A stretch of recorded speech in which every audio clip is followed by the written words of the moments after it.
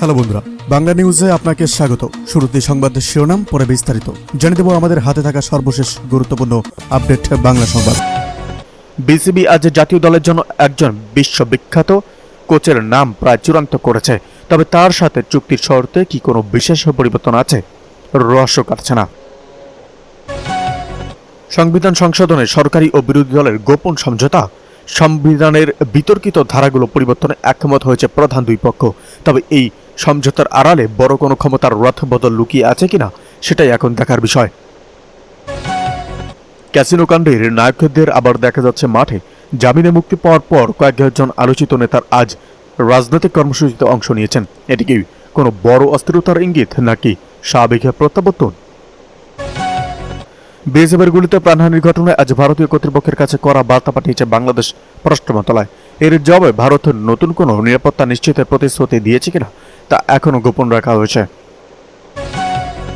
এসএসসিতে প্রশ্ন ফাঁসের অভিযোগ নিয়ে যা বলেন শিক্ষামন্ত্রী। সারা দেশে এসএসসি পরীক্ষা শুরু হলেও কিছু জায়গায় প্রশ্ন ফাঁসের গুজব ছড়িয়েছে। এ নিয়ে আজ এক জরুরি ব্রিফিংয়ে কঠোর হুঁশিয়ারি দিয়েছেন মন্ত্রী। কিন্তু আসল ঘটনা কি? রাজাউকের মেগা প্রজেক্টে দুর্নীতির গন্ধ। রাজধানীর একটি লেক উন্নয়ন প্রকল্পে 100 কোটি টাকার 9/6 অভিযোগ উঠেছে। আজ গঠিত উচ্চ পর্যায়ের তদন্ত কমিটি কি প্রকৃত অপরাধীদের নাম সামনে আনবে? হাইওয়ে পুলিশের নতুন বডি ক্যামেরা সিস্টেম। মহাসড়কে চাঁদাবাজি বন্ধ করতে হাইওয়ে পুলিশের পোশাকে আজ থেকে লাইভ স্ট্রিমিং ক্যামেরা যুক্ত করা হয়েছে। এই পদক্ষেপে কি আসলেও হয়রানি কমাতে পারবে? এদিকে ময়মনসিংহ মেডিকেলের ছাত্রাবাসে ছাত্রদলের 2 গ্রুপের সংঘর্ষ। ক্লাস পরীক্ষা স্থগিত। ময়মনসিংহ মেডিকেল কলেজের ছাত্রাবাসে ছাত্রদলের 2 গ্রুপের মধ্যে সংঘর্ষ হয়েছে। এতে 2 শিক্ষার্থী গুরুতর আহত হয়েছেন। একই সঙ্গে এই ঘটনায় ময়মনসিংহ মেডিকেল কলেজে 7 দিনের জন্য ক্লাস পরীক্ষা স্থগিত ঘোষণা করা হয়েছে। শনিবারের একাডেমিক কাউন্সিলের জরুরি সভায় এই সিদ্ধান্ত নেওয়া হয়।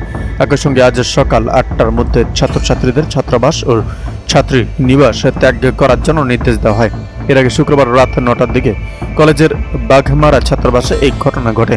সংঘর্ষে আহতরা হলেন মোহাম্মদ মুয়াজ ও মীর হামিদুর। তারা ময়মনসিংহ মেডিকেল কলেজের 3য় বর্ষের শিক্ষার্থী। মোহাম্মদ মুয়াজ কলেজের ছাত্রদলের আহ্বায়ক তানভীর আব্দুল্লাহ গ্রুপের কর্মী এবং মীর হামিদুর কলেজের ছাত্রদলের সিনিয়র যুগ্ম আহ্বায়ক নূরে জাওয়াদ রুতাফ গ্রুপের কর্মী। এদিকে সংঘর্ষে আহত মুয়াজ ও মীর হামিদুরকে ময়মনসিংহ মেডিকেল কলেজ হাসপাতালে ভর্তি করা হয়। একই সঙ্গে এই ঘটনায় নওফিল ইসলাম নামের একজনকে আটক করা হয়েছে। এ বিষয়ে ময়মনসিংহ মেডিকেল কলেজ অধ্যক্ষ মোহাম্মদ নাজমুল আলম খান বলেন, মুয়াজকে উন্নত চিকিৎসার জন্য ঢাকা মেডিকেল কলেজ হাসপাতালে পাঠান। এদিকে সময়মতো হামের টিকা না দিয়ে বিগত 2 সরকার ক্ষমাহীন অপরাধ করছে বললেন প্রধানমন্ত্রী। বিগত 2 সরকার সময় মতো বা ঠিক মতো হামের টিকা না দেওয়া ক্ষমতাহীন অপরাধ হয়েছে বলে মন্তব্য করেছেন প্রধানমন্ত্রী তারেক রহমান। শনিবার রাজধানীর ওসমানী স্মৃতি মিলনায়তনে আয়োজিত উপজেলা স্বাস্থ্য ও পরিবার পরিকল্পনা কর্মকর্তা সম্মেলনে যোগ দিয়ে মন্তব্য করেন তিনি। প্রধানমন্ত্রী জানান, বিগত 2 সরকারের গাফিলতিতে হাম ছড়িয়ে পড়ে এবং বহু শিশু মৃত্যু হয়। সময়মতো হামের টিকা না দিয়ে ক্ষমতাহীন অপরাধ করেছে 2 সরকারই। বর্তমান সরকারের একান্তিক প্রচেষ্টায় হামের প্রাদুর্ভাব থেকে বহু শিশুর জীবন রক্ষা করা সম্ভব হয়েছে। তিনি বলেন, এই সম্মেলন শুধু আনুষ্ঠানিক আয়োজন নয়, এটি স্বাস্থ্য খাত উন্নয়নের একটি গুরুত্বপূর্ণ প্ল্যাটফর্ম। উপজেলা স্বাস্থ্য ও পরিবার পরিকল্পনা কর্মকর্তারা দেশের স্বাস্থ্য ব্যবস্থার মূল চালিকা শক্তি। তারেক রহমান বলেন, স্বাস্থ্য সেবাকে মৌলিক অধিকার হিসেবে নিশ্চিত করার প্রচেষ্টা থাকবে। এর লক্ষ্যে প্রিভেনশন ইজ বেটার দ্যান কিউর নীতিতে এগিয়ে যাব আমরা। এদিকে জনগণের ভাষা বুঝুন, তাদের আন্দোলনে নামতে বাধ্য করবেন না। বাংলাদেশ জামাতে ইসলামের নায়েবে আমির ও সংসদের সদস্য এটিএম আজহারুল ইসলাম বলেছেন, ক্ষমতা 2 মাস পূর্ণ হওয়ার আগেই আজ জনগণকে দাবি আদায়ের জন্য রাজপথে নামতে হয়েছে।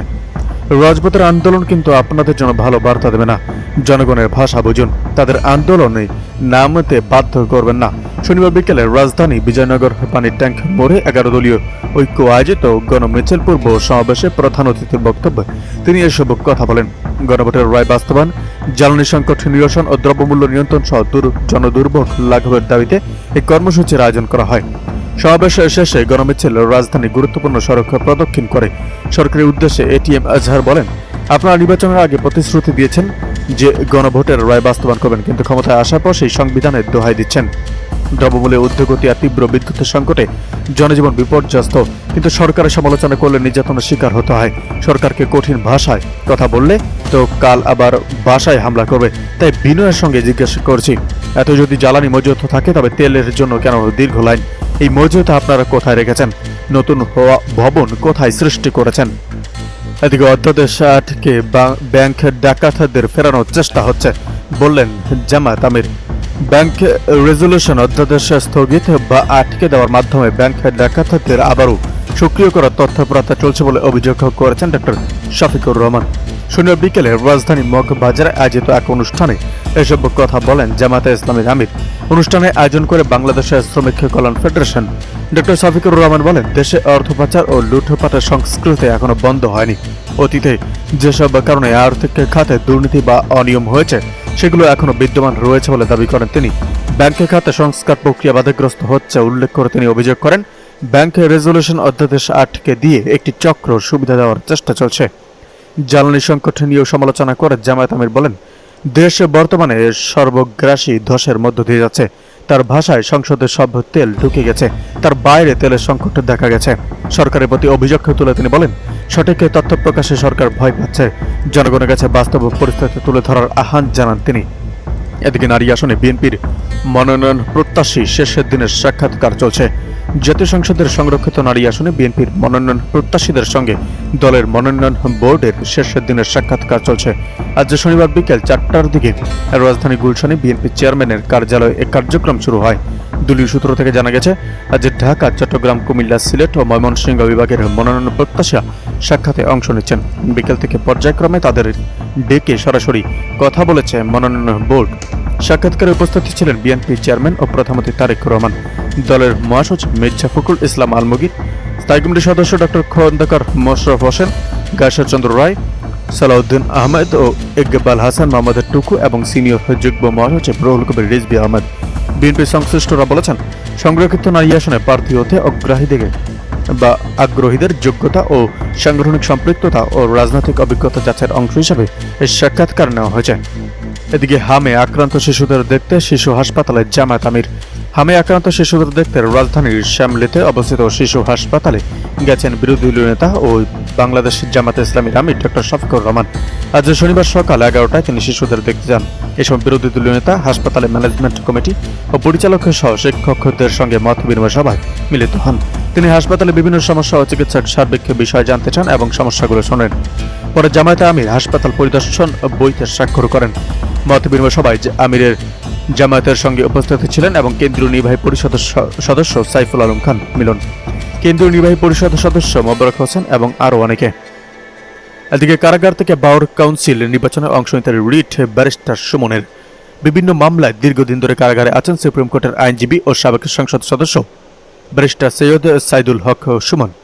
কারাগারে থেকে আইনজীবীদের নিয়ন্ত্রণকারী প্রতিষ্ঠান বাংলাদেশের বার কাউন্সিল নির্বাচন 2026-এ অংশ নিতে চান তিনি।